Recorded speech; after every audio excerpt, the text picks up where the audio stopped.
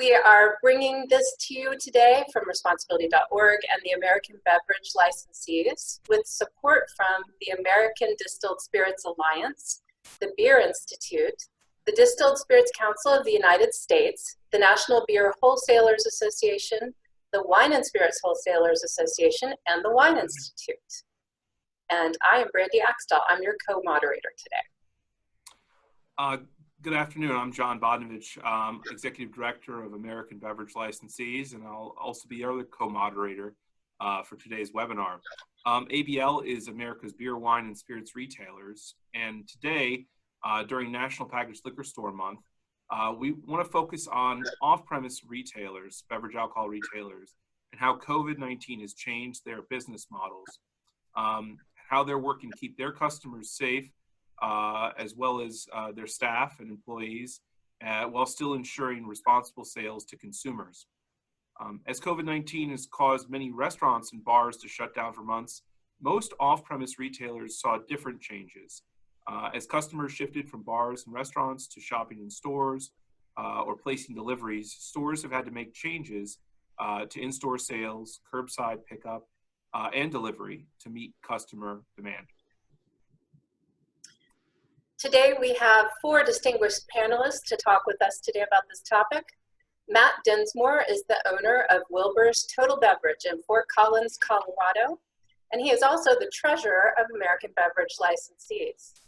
Stephen Cass-Stevens is the chief of the Buffalo Grove Police Department in Buffalo Grove, Illinois.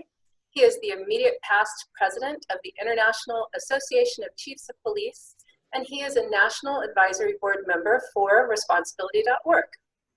Sean Kelly is the Chief Marketing Officer for ABC Fine Wine and Spirits, which is headquartered in Orlando, Florida, with operations throughout the state. And Thomas Kirby is the Chief of Law Enforcement for the Virginia Alcohol Beverage Commission. Thank you all so much for joining us today. Thank you. And with that, I think we'll dive right in with you, Matt, as an off-premise retailer.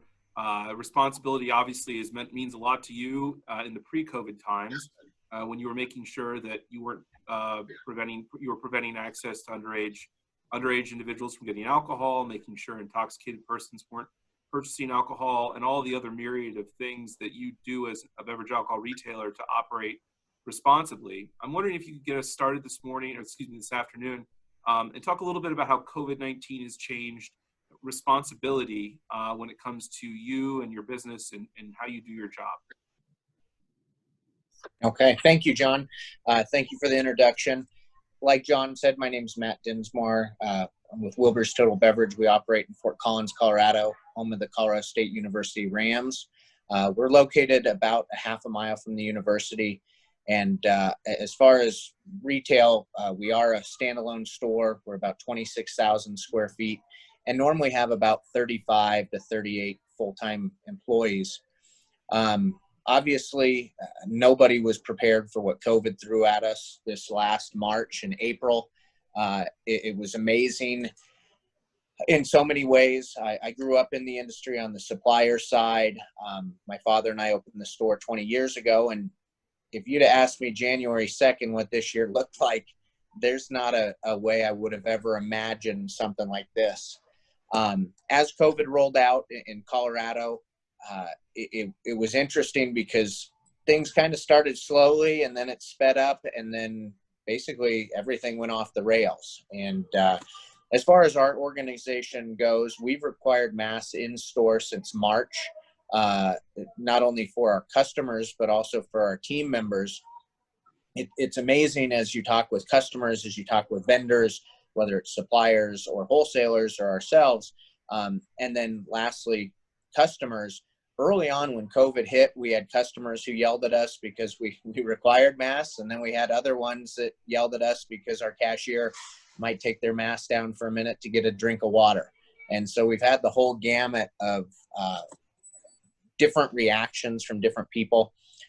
We have our own app through City Hive and then also a third-party provider called Drizzly that we've worked with for 5 years. And normally we did 10 to 15 orders a day.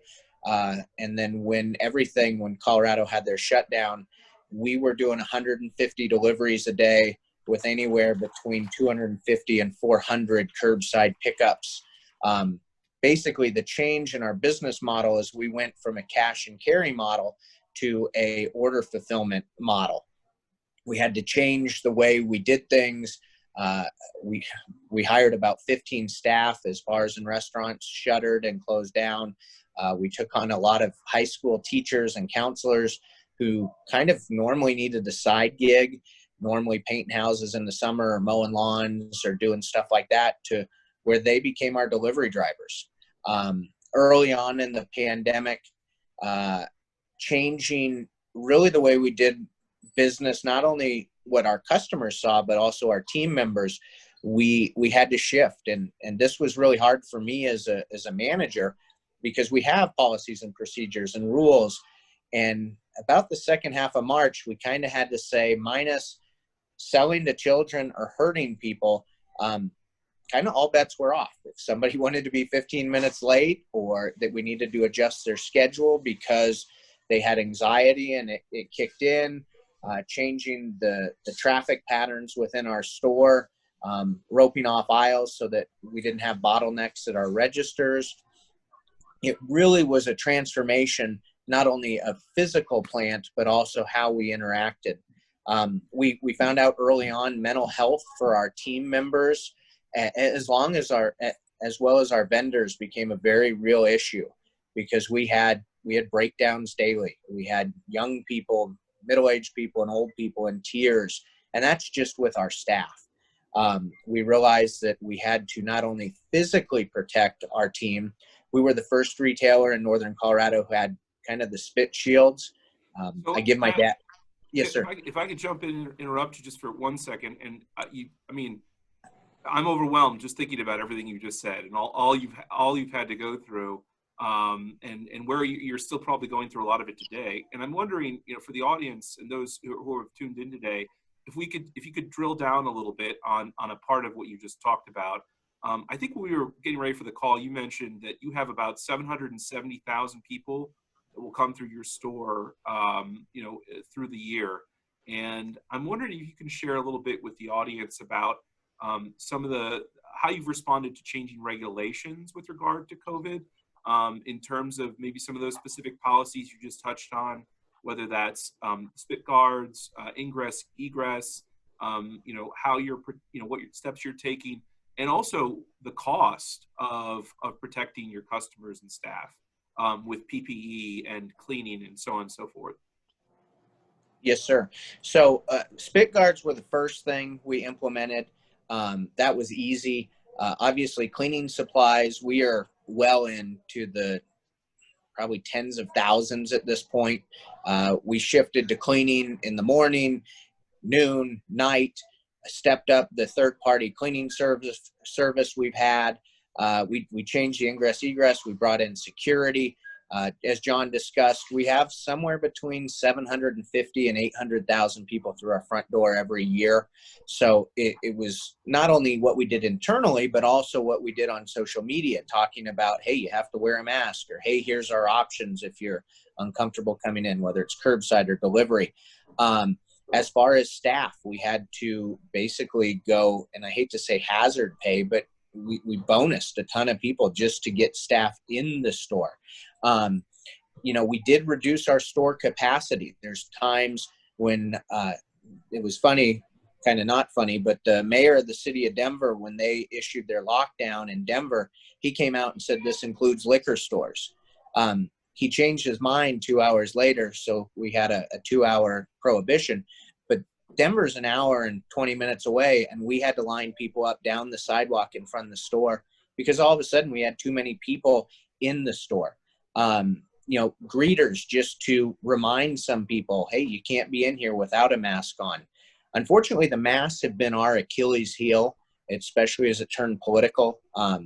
We've had 2 of our cashiers actually physically assaulted because we won't sell to people without masks.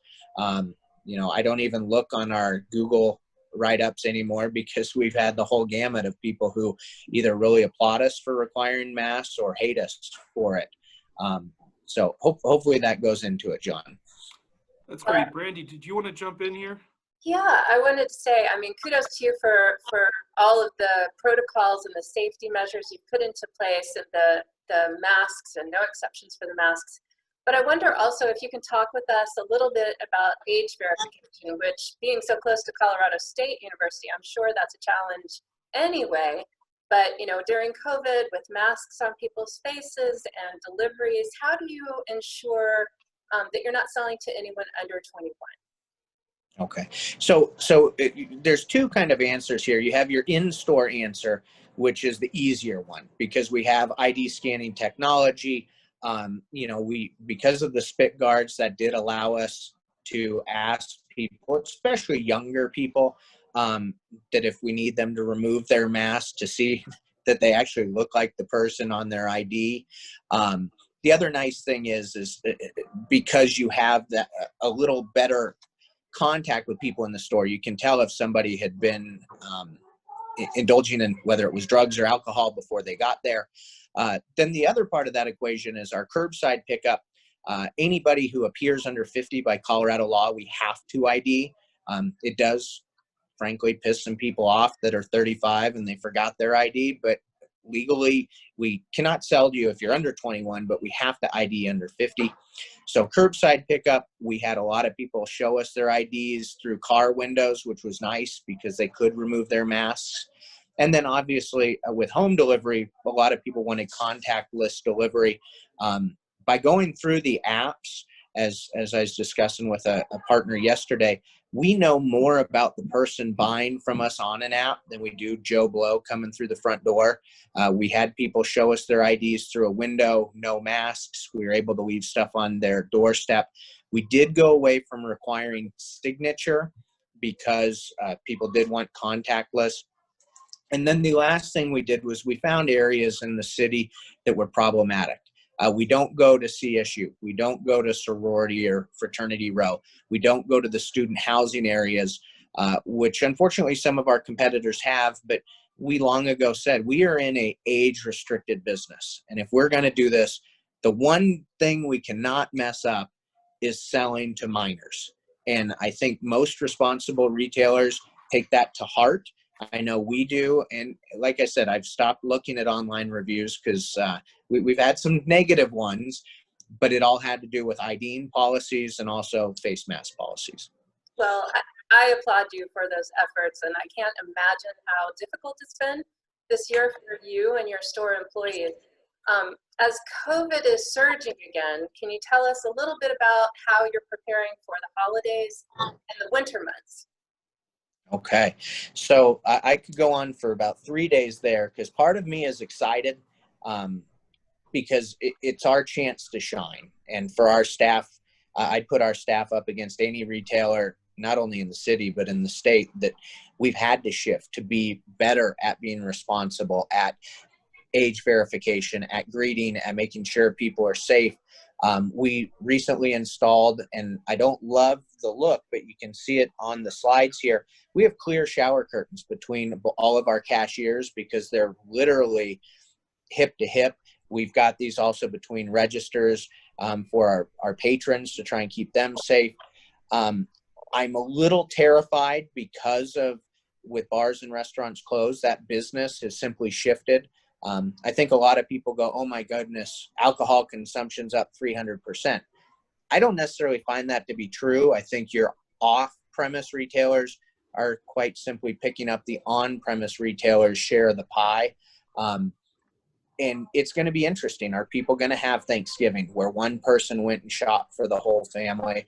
Or are they not going to have Thanksgiving and now all 10 people who normally would have come all go to the store? So I'm excited to see what we've done, see how it plays out. I'm a little nervous because customers are still on the edge as we're watching COVID surge. Our online orders have still picked up.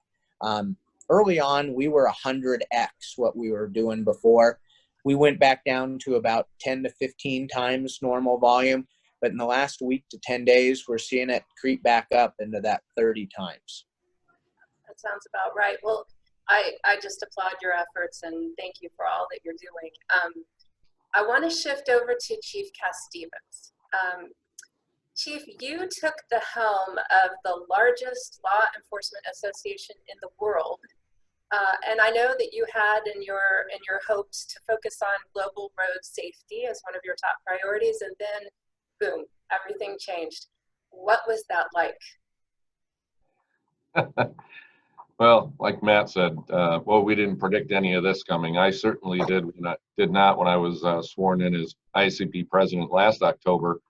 Then suddenly when February and March hit, all things changed. And you're right, I had great plans, but like a famous boxer once said, no, plans are great until you get punched in the face the very first time.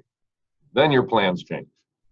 I completely had an onslaught of media requests, print media, radio, television, that wanted to immediately know how was policing changing relative to COVID.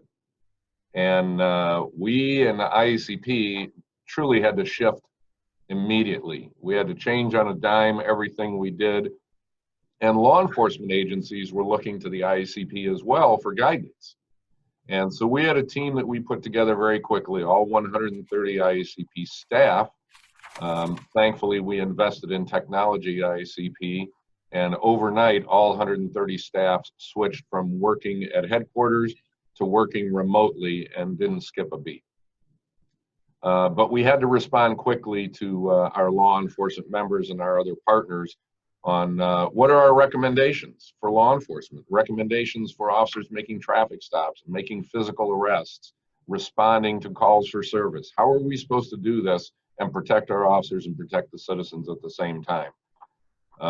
Very quickly, we got together with a lot of the experts, specifically our physician section, our police physician section at IACP, and we very quickly came out with a lot of protocols for law enforcement. Protocols for protecting officers and citizens during traffic stops, how to process an impaired driving arrest with COVID, how to do traffic enforcement, should officers be involved in enforcing public health safety rules. So there were a lot of resources that we had come up with very quickly. And we put up a COVID page for law enforcement on the IACP website. Within a very short period of time, we had over 55,000, 60,000 hits on that resource page. So we moved very quickly to help our law enforcement members. That's amazing. I want to focus a little bit about road safety. So the National Highway Traffic Safety Administration recently released data showing that vehicle miles traveled plunged to an all-time low, but we only saw about a 2% drop in traffic deaths during that time. What do you make of that? Actually, first of all, based on my experience of driving to work every day and home during COVID on Interstate 90 in the Chicago area, I'm surprised that the fatality rate isn't higher because of several things. Especially early on, law enforcement agencies weren't sure how to protect their officers. So one of the first things that most agencies did is they discouraged officers or prohibited officers from making routine traffic stops. Well, that kind of word travels very quickly. When you don't see police cars out on the road, when you don't see officers making traffic stops, and because so many people are working from home, working remotely somewhere, not driving to work every day, many of our interstates look like a ghost town. But at the same time, they became a racetrack. And I had never been passed by more cars doing well over 100 miles per hour in 4 decades in law enforcement. It was absolutely amazing to me. So while the total traffic has declined, that's true. The number of cars that are on the road are traveling fast, they're traveling recklessly, they're on their cell phones, they're not wearing their seatbelts, and it's extremely dangerous. Chief, I think you make a really good point there in terms of personal behavior, personal responsibility. I think Matt touched on it a little bit in terms of how customers are behaving and what kind of COVID has turned us into as our patterns have shifted and, we're doing things differently. And I'm wondering, if you could talk a little bit or share some thoughts on how we can keep perspective on what is important and what we need to do moving forward. There's a lot of issues that obviously were there before that are still there and are going to be there afterwards when it comes to traffic safety. whether that's alcohol related or drug related. And I'm wondering if you could share a little bit on your kind of thoughts on how to keep our eye on the ball when it comes to that as we continue in COVID and hopefully shift out of it in the near future. Well, that's a great question, because what we see from a law enforcement perspective for many people, lack of personal responsibility for the way that they drive and they operate their car. We see the same things for people who are going into the retail industry, like Matt's stores. Those type of people also are not respecting personal responsibility. They're not wearing masks. They're not doing some of the things they should do. And, everybody in your communities has these signs: no mask, no entry. And as I mentioned a couple of months ago, let's think back to when we used to see the signs: no shirt, no shoes, no service. This is no different. And we've talked to a lot of our retailers who are frustrated, the businesses in our community, because as Matt and you were saying, you run the gamut of reactions from people. Some people are very respectful and they're wearing their masks. Some people are not respectful. They refuse to enter a store with a mask on, and so a lot of times law enforcement gets called to mediate these kind of matters. And typically, our first reaction is we try to mediate, we try to de-escalate, we try to talk common sense into the consumer and say, listen, you're entering into a private business. They have the right to refuse service if they wish to, but we don't want to see that happen, and we try to talk them into some common sense. But for some people, that's a difficult message to receive. And, we hate to get to the point where we tell people, if you continue to cause problems, if you assault one of the people in the stores, you could get arrested. If you refuse to put on a mask, then we could give you a notice for trespassing and you're no longer allowed to enter this store. But of course, we don't want it to get to that. We want to de-escalate those situations. We want to use common sense for the consumers, and we want them to understand the situation. And that's the biggest message we're trying to get across. We don't know how much longer this is going to last. We don't know how quickly a vaccine is going to come out, and we're going to change back to whatever the new normal is going to be. But we want people to be patient. We want people to understand the situation we're in, and be patient not only with law enforcement, but with our retailers as well. Hey, Chief, speaking of the new normal, before we switch over to Sean to talk about his work, 1 in 3 Americans now lives in an area where cannabis is legal. And so, knowing that most people aren't making decisions to have alcohol on Monday, cannabis on Tuesday, maybe a prescription drug on Wednesday, the new problem that we've seen is multi-substance impaired driving. Can you talk about that for a little bit and what you're seeing and what you'd advise? You're absolutely correct, Brandy. It's the multi-substance use that we're seeing across the country and is difficult for law enforcement officers. For years, we trained all of our law enforcement officers in standard roadside field sobriety testing.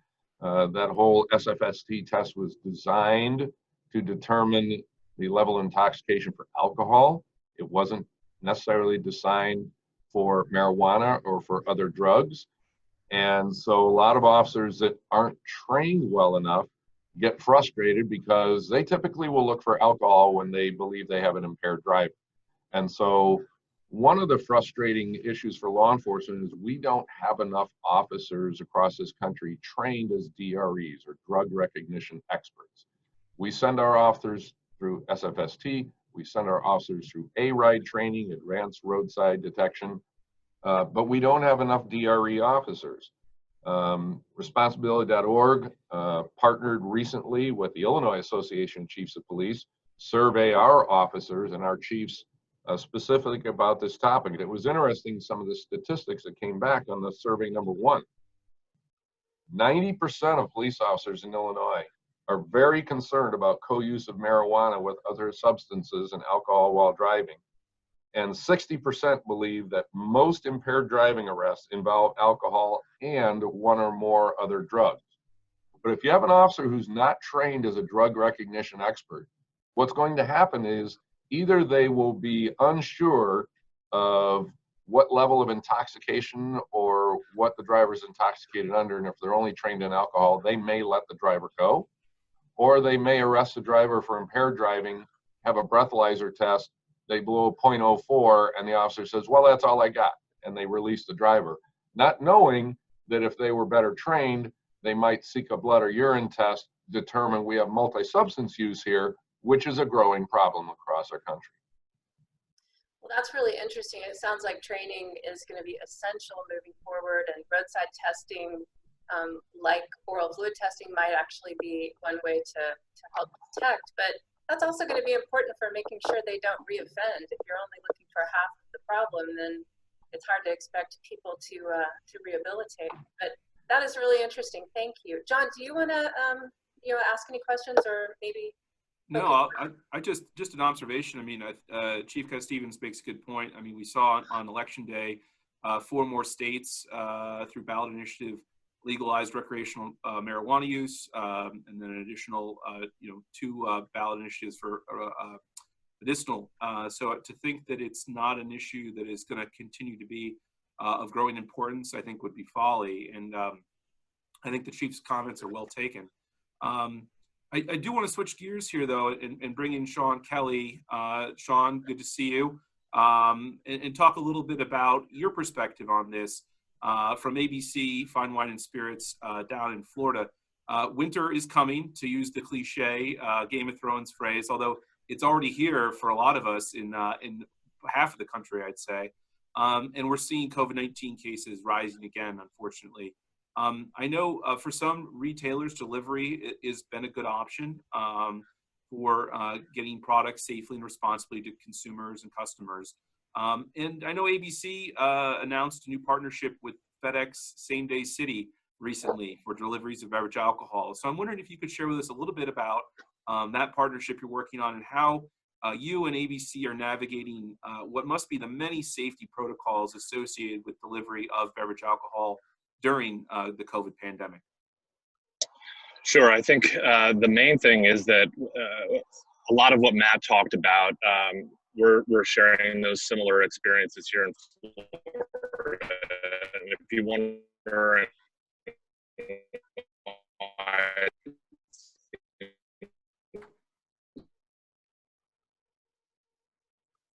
like I'm bouncing around, it's because I have a call. As far as the delivery portion of it is concerned, we frankly noticed a significant rise in delivery even before COVID. And then when COVID happened, it went up that much more. And so we've been very pleased with the third-party delivery companies that we work with on a regular basis. And then for a variety of reasons, we partnered with and had the capabilities to partner with FedEx Same Day City. And what they do for us is really provide just the brand name is significant to us because we know that our guests want a safe delivery of their purchase, and the logistical efforts that they put into everything are a cut above. So that's a big portion of that. But really, as a company, we have to look at what's the safest way for us to be a part of delivery. And so FedEx Same Day City really we decided would put us at the next level. And so we've got them doing deliveries out of about 88.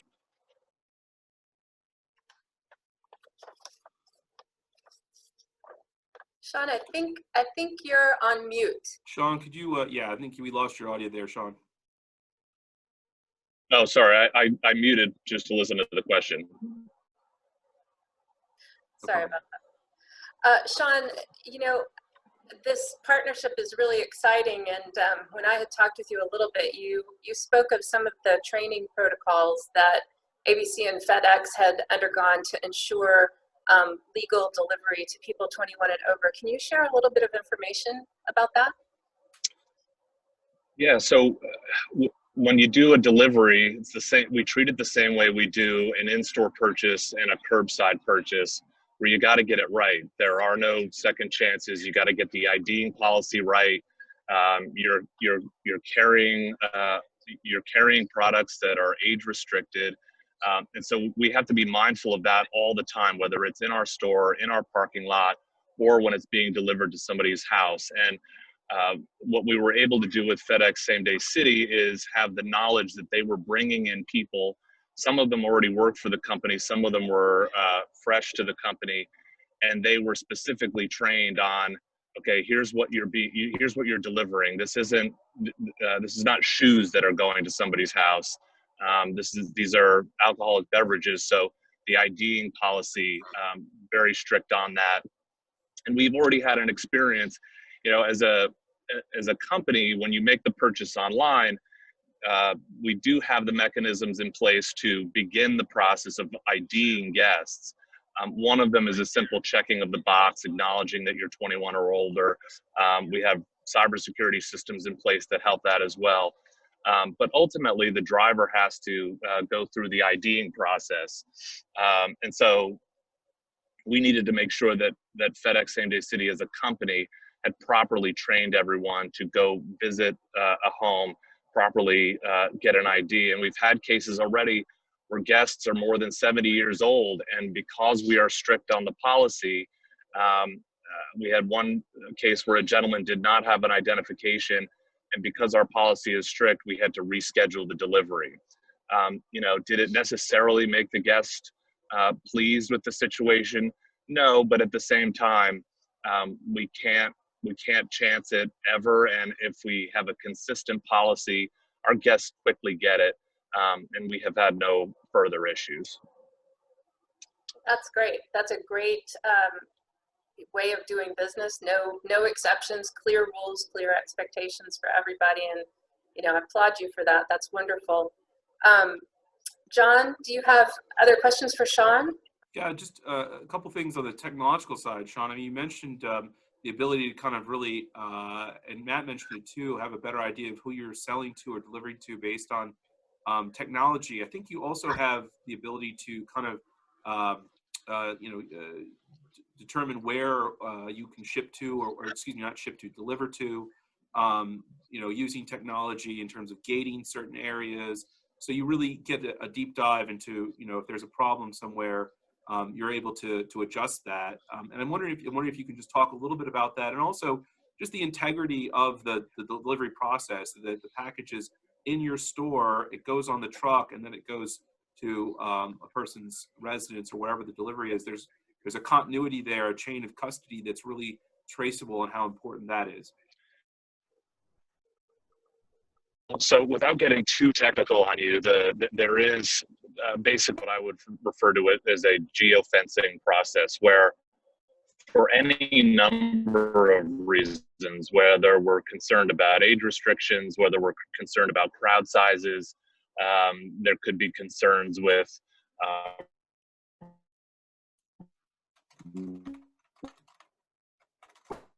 roads being shut down. We have the ability to geofence an area from happening in those locations. And there would, again, one of the beauties of technology is that the data is so very visible. So the moment somebody's on a website to when they log into the website, the process of how the order is fulfilled, where the order is being fulfilled, where the items are in a particular vehicle, how far away it is from a house, when it's been delivered, when it's been signed for, if it's being returned to the store for any reason. There's a chain of custody of that, so we know exactly what the issue was. So even though it's leaving the walls of our store, we still have eyeballs on it. And we've reached a point where we've been around long enough where so many of our guests are loyal guests who are in our system for long periods of time. So we have a tracking system as well, via our our security teams, where we can look and see, all right, something's a little off on this, and so we can go into a guest's files really quickly and see, oh, okay, this guest has been around for 7 years. They've been shopping this store for 4 and this one for 3, whatever the case is. So that helps us to give ourselves as a company and as a brand more confidence about who's actually getting the delivery. Hey, Sean, same question for you as I asked Matt, which is as the holidays are coming and winter approaches, I know you're in Florida, so it's warmer, but what are you planning to do to help curb crowding in your stores during this busy season? Sure. Well, it's actually a conversation that we've had today as I'm riding with a handful of executives, and we have to talk about it because as Matt was talking, I was sitting there kind of thinking, oh man, I feel you. I totally get where he's coming from, where you start to think, all right, the stores that you're always working hard to keep foot traffic coming in, now things are a little bit different. So what we're doing in brief is having very targeted sales that would spread out how much and when people are coming to the stores. So we're trying to avoid a situation where, on the Wednesday before Thanksgiving, let's say, we want to encourage people to shop on the Monday and Tuesday or the Sunday and, shop early, shop often, just to try to thin out the crowds that we see. And the other reality is that we've been doing this since March. So our store team members and our operations are they're really phenomenal at spacing out the crowds. All of our stores, you won't see a store without social distancing signs, stickers on the floors. If we have to, we have signs available outside to move crowds outside. And they had to do that in April and May. So it was a really good practice round for these 2 busy months ahead. Wow. Yeah, it's you guys have got a couple busy months here. I know the October, November, December period is generally when our off-premise retailers in the U.S. do majority of their business. So you're going to be busy. I can see that for sure. It's also something just to kind of close on this topic before we turn it over to Tom. I think what you and Matt have said. You're the individual who is 70 years old that didn't have an ID. The fact that there are some customers that Matt will have to turn away for various reasons, for responsibility reasons. I think one of the messages here is that you don't want to lose a sale, but you're willing to lose a sale if it means doing the right thing and following the rules and regulations and law, because you have a lot more to lose if you get out of that context. And I think that's just something that we have to talk about and remind ourselves every now and again that sometimes it's not worth it. And the fact that you are both leaders in your various markets, it shows the other retailers out there that this is the way to do it. So I applaud you both for that. But I do want to turn it over to Tom here for a second for a bit of a regulatory perspective. Tom, you're a regulator, but I know you've also in Virginia, there's line of sight to the retail liquor business as well as licensing. But that being a control state means that the Virginia Alcohol Beverage Commission is a regulator role for retailers. And I'm wondering if you could start kind of by offering us perspective on how VABC has approached regulation and being a regulator and business during COVID-19. Thanks, John, and I appreciate the invite and allowing me the opportunity to serve on this panel today. I would like to just make one comment in reference from a regulator standpoint and also from a law enforcement officer. I'd just like to thank Sean and Matt, my fellow panelists, especially on their diligence to make sure that they sell alcohol in a responsible way. That is certainly something here in Virginia that we're very proud of, is the way that our licensees do sell product here in Virginia. We fostered a strong partnership with our licensee community. And during the COVID response, we have been able to ease regulations here in Virginia on several topics. And what we've done is we've made sure that we've taken into consideration the survivability of our licensee community as we ease those regulations, but also kept a strong eye on public safety. Our thought process was that if we could ease a regulation that maybe provided for an employee to remain on the payroll for an extra few weeks, or allow a power bill to be made or rent to be paid, we wanted to do that. So many of the exceptions that we made were driven towards that direction. And Tom, can you tell us a little about some of the key changes that VABC has allowed to ease restrictions, but also to ensure public safety? Absolutely, Brandy. So to start with, Virginia ABC has made approximately 16 different decisions on easing regulations, and you can locate the full list on our website here in Virginia for any of our Virginia licensees or prevention specialists that might be listening today. To start, as you've heard from our other panelists, especially Matt and Sean, the consumer demand has changed. The business model of our licensees has changed, and we have seen that move from customers coming into the store and walking around and browsing for a product, and we've seen it move to a delivery and a curbside to go model. So based on that, very early on, Virginia ABC eased some requirements around delivery. For example, we allowed for contactless delivery in Virginia. We do have a regulation that requires all deliveries to get a signature. We've eased that regulation and just required the noting of the first and last name. We've also shortened and streamlined the process for any licensees that were qualified but did not have a delivery permit. And then we've also expanded the use of curbside to go to help our licensees be able to meet the demand that they're seeing from their customers. One of the other changes that we made where we were able to work with the governor's administration and defer license renewal fees for a period of 90 days to, again, allow some economic relief there. Tom, can you talk about, I mean, everyone's talked about challenges they're facing, and it's been different for everyone, but I'm wondering if you could share a little bit about what you'd view as the biggest challenge that your agency has faced this year. As we heard Chief Castevens say that back in March, everything changed. And all of our lives on this call changed today, and all of our licensees' lives and their business models changed back in mid-March.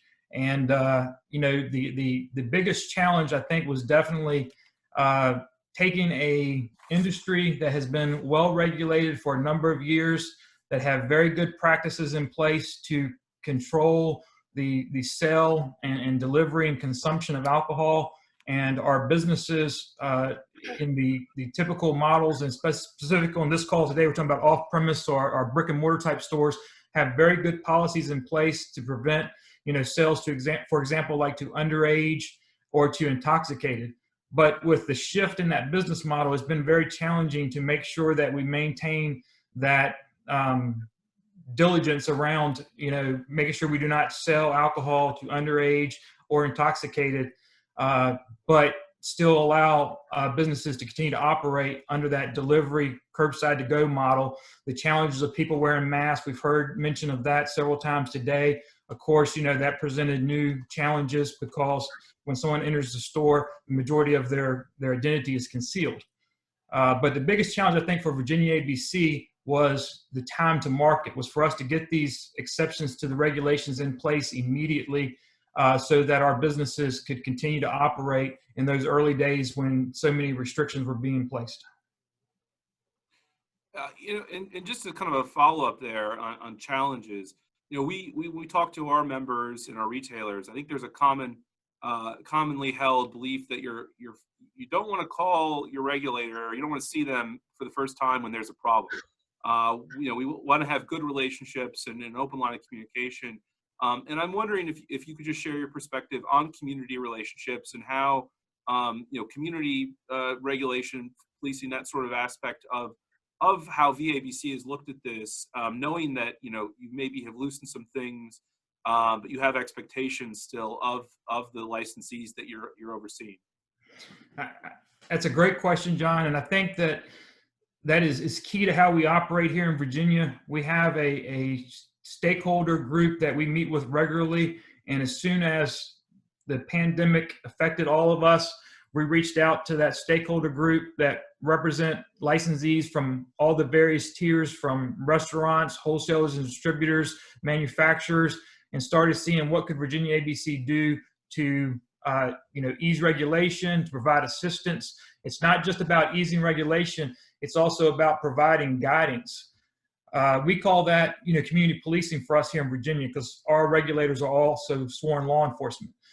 So as you heard the chief speak about community policing in his traditional law enforcement, we adopt that same philosophy here. So we've been very proactive in reaching out to our licensees, providing them guidance around, checking identifications, around, and we heard mentioned on the call today, removing the mask or lowering the mask very temporarily while still maintaining social distance, so that you can ensure that person that you're selling that alcoholic beverage to is of age or not intoxicated. When you go out to make that delivery at the vehicle, try to engage that customer again in a safe manner, but try to engage in a short conversation to make sure that they're not intoxicated sitting there behind the wheel and you're getting ready to give them additional alcohol. But we rely heavily on that partnership with the licensee community. We have 18,000 retail licensees in Virginia and at full strength, about 80 agents. So you can see with that ratio there, if our licensees aren't helping us, we're not going to be able to control alcohol and get compliance here in Virginia with just enforcement. So we have to have that partnership. I think that's been one of the common threads through these webinars, is the importance of it being a partnership with the retailers, law enforcement, and especially customers. And so, I think we've talked about a lot of really good safety protocols today. But just one question before we hand it over to Leslie to field some Q&A from the participants today. What does it look like at the delivery, at the register level, when you have a situation that's questionable? I mean, maybe it's an intoxicated patron, maybe it's an underage patron, or maybe it's somebody who, isn't happy about some of the restrictions. What is your advice for retailers, each of you, on how to confront that issue, how to deal with it? I'll jump in here. This sounds like what I tell my kids all the time, but you got to go with your gut feeling. And let's face it, we are in a privileged industry with a privileged license, that if something looks like a fish, smells like a fish, it probably is a fish, and you deny the sale. And unfortunately, it does. It costs you business with, Yelp and Google reviews and everything. You hear about it. But at the end of the day, we're not selling cereal and apples. We're selling something that, when used irresponsibly, costs people's lives. And I think most good retailers understand that and realize that we're all members of the cities that we provide for. And my kids go to school here, and my wife drives the minivan across town, and she's a soccer mom, and I'm a baseball coach dad, that these decisions really do affect our friends and our neighbors. How about you, Chief?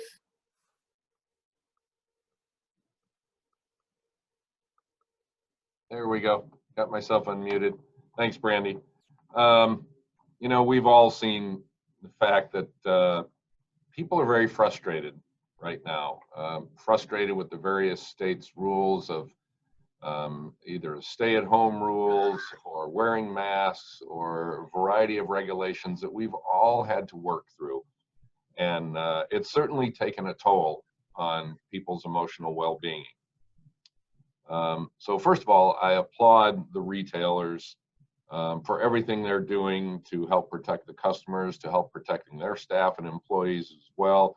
All the sanitation, de-escalation, working as well as they can with age verification. I want everybody to remember law enforcement agencies are partners in this. I would encourage the retailers, if they haven't, to reach out to their local police chief, develop a relationship, and we can discuss, if they have a situation of a customer that they're not sure how to deal with, what are our expectations of the retailer and what are their expectations of law enforcement when we respond, and try to either de-escalate, and if we can't, what is the next step? I think it's important to have that relationship. Anyone else care to comment before? Tom? There you go. Yeah, Sorry. I'll jump in. I would just add that from ABC in Florida, ABC Fine Wine and Spirits, our success through this, I think, in dealing with the various safety protocols and dealing with guests who view the mask issue politically, dealing with team members who have kind of go up and down with their emotions on when they're feeling good about the decision and when they're not, is really communication has served us so well, and consistent communication. So we're very upfront with our signage about this is what the expectation is. It's on the door before you walk in. It's 5 feet away from you the moment you step into the store. It's all over the store, and it doesn't necessarily look great, but we are putting vanity aside to keep a consistent message going. And we do that at the counter as well. And I've to some of you about this in the past, about if you're going to ask somebody to lower their mask, to be consistent about it, so that people next to you aren't thinking, well, why did that person get asked, but this person didn't get asked. We had to learn some of that along the way. And we took our lumps in the beginning with some bad reviews, that type of thing. But it's a learning process, and our feeling has always been that long-term guests are forgiving if we don't get it absolutely right the first time. Our goal has to be to get it right legally, to get it right, and always know that we're trying to do our best for the team members and guests. And I'll just kind of add to the other panel members on this. Virginia ABC is very unique in that we're a control state. So not only do we serve as the regulator or the enforcement division, but we also operate 388 retail liquor stores. So we've seen firsthand the challenges around wearing the mask, but it is a culture that we have adopted here. We leverage, as Sean mentioned, the signage. We also utilize social media. But we adopt it from as soon as you walk into the store, or actually prior to walking in the store, as you come up and you see the signage. Sometimes we even have a sign out front. Then you enter the store, we have a door greeter. So it's just really adopting that requirement from the beginning. But I would like to call out to all the retailers that are listening. As Chief Stevens mentioned, it truly are the heroes. They're on the front lines. They're dealing with the wearing of the mask, the dangers of COVID. So I applaud them every day for coming in and working through this pandemic, and just remind everyone to remain calm, to utilize good de-escalation. You know, law enforcement has been using de-escalation tactics for a number of years now. You see them kind of come to the forefront nationally here in the last few months, but it's something that we've been practicing for a long time, and it's basically maintaining that emotional intelligence, that emotional level, to keep calm and just talk through the situation. And most of the time they can be resolved without any further action, just by remaining calm with the customer, offering them that curbside to go option, offering them the online. That's what Virginia ABC has done, is offer them other options, and we'll even often offer them a mask as well to come into the store. Thank you. Well, I think that's a great kind of note to kind of wrap up this portion of the webinar on, and turn it over to Leslie Kimball from responsibility.org for our Q&A portion of today's webinar. Leslie? Thank you. Good job, you guys. So if anyone has questions, you can add them into the chat now. I will read something from Linda Fisher of NHTSA. She wanted everyone to know that they have grants available to law enforcement agencies for DRE, which is Drug Recognition Expert Training, and ARIDE training, and they suggest that you contact IACP or NSA. She just wanted us to know that there's over $2 million in grants available. So in the follow-up email that we send, we'll make sure to include her contact information as well. And I'm not seeing any other questions. I did think that Marcia Masters' question, which Sean Kelly answered, was a good one. Sean, do you mind sharing that with the group too? That was the question about if there's a limit on how much can be delivered. Are people going to hoard it like toilet paper? So I'll talk a little bit more about I'll go beyond what I answered on text. There are certain items that throughout the year are already are going to be hoarded items, pandemic or no pandemic. So I think what the question was driving at was, you know, is there the potential for a guest who's going to buy, you know, case after case after case of Tito's and hoard it all, and what would happen? I can't speak for all retailers. I can just tell you what we have in place. Our system online, which is how we handle all of our deliveries, it has to go through our online channel. We control how much a person can buy of an individual item. So some of it is just restricted based on the inventory at a particular store, but we can also set a number behind it. The other thing that we have is the ability to kind of, we flag certain orders. So if it reaches a certain threshold, we look at the order a little bit differently. And so sometimes we may be looking for a potential cybersecurity issue. Other times we're looking for wait a second, is this person another retailer trying to take all of our inventory? Is this person having a wedding and could they use additional service?